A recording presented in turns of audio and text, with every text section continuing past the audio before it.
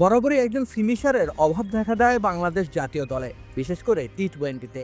সে পজিশনের জন্য একসময় বিবেচিত হয়েছে নুরুল হাসান সোহান, তবে মাঝে দারুণ ভুগেছে বাংলাদেশ। তখন অবশ্য উপেক্ষিত ছিলেন তিনি। তবে ফিনিশারের পাশাপাশি দায়িত্বশীল ব্যাটিংও করতে জানেন নুরুল হাসান সোহান। সে প্রমাণ রাখলেন এনসেল টি-20-তে। খুলনা বিভাগ বেশ ধুঁকছিল। ৬৭ রানে খুলনার ৫ উইকেট তুলে নেয় সিলেটের বোলাররা। ৭৭ রানে নেই ৬ উইকেট। এমন এক পরিস্থিতি থেকে দলীয় সংগ্রহকে একটা ভদ্রস্থ চেহারা দিয়েছেন নুরুল হাসান সোহান।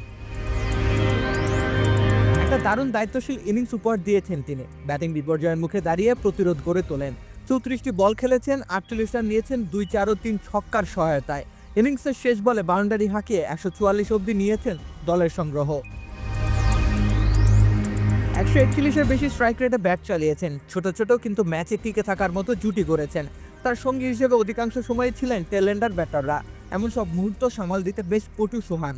তিনি যেমন ইনিংসের হাল ধরতে জানেন, ঠিক তেমনি ব্যাটিং গিয়ারও পরিবর্তন করতে পারেন। আবার উইকেটের পেছনে দস্তানা হাতেও বড্ড চতুর সোহান। তাছাড়া তার অধিনায়কত্ব প্রশংসা কুড়িয়েছে ঘরোয়া সার্কিটে। ট্রফি জেতার অভিজ্ঞতাও রয়েছে তার। তবুও জাতীয় দলের জন্য খুব একটা বিবেচিত হন না। অধিকাংশ সময়ই আলোচনার বাইরে থেকে যান তিনি। তবে সেসব নিয়ে যেন ভ্রুক্ষেপ নেই সোহানের। তিনি যখন যেখানে সুযোগ পান নিজের সামর্থ্যের প্রমাণ রাখেন। রাকিব হোসেন রুম্মান, খেলা ৭১।